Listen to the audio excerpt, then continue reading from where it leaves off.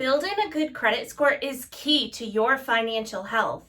It saves you money, increases your housing opportunity, and qualifies you for discounts. With national household debt rising, now's the time to strategize for your personal healthy credit development. Of course, one of the most effective ways to build credit is by using a credit card. However, it matters how you use that credit card. Keep these guidelines in mind to make sure your credit card helps you rather than hurts you and your credit score. First tip, pay on time and in full. This is one of the most simplest yet most important things to note. Good credit grows over time, and a vital part of that is creating a good track record with your credit card supplier. Credit history next to actual credit utilization is a crucial factor in calculating your credit score. If you always pay full and on time, you'll not only establish good credit, but avoid having to pay interest.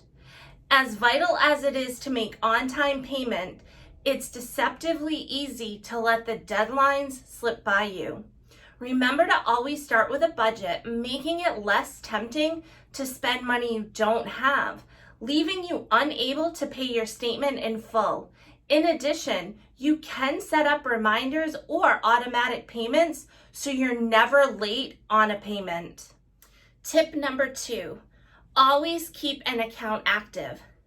Naturally, your credit history also depends on how long you've had a card open. Ideally, you would open a credit card as soon as possible and keep that card active to increase your average account age. Regardless of when you actually open your first credit card, you can better your credit by keeping that account open or active.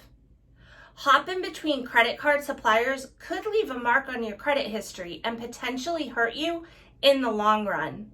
Avoid having to do this by carefully researching all your credit card options, picking the best card for you, and keeping that credit card open for a significant length of time. And number 3, don't use all your credit. Credit utilization is even more impactful to your credit score than credit history. In essence, credit utilization measures how much of your available credit you actually use. This is typically calculated with a percentage. Keep in mind that just because you can spend it, it doesn't mean you should. Using too much of your available credit is damage to both your credit score and your bank account. Experts suggest not exceeding 30% of your credit limit. And last, tip number 4, use the right card for you. All of these factors can be more easily controlled if you follow this step first. Pick the right card for you and your spending habits. Don't just pick a card because it's available to you.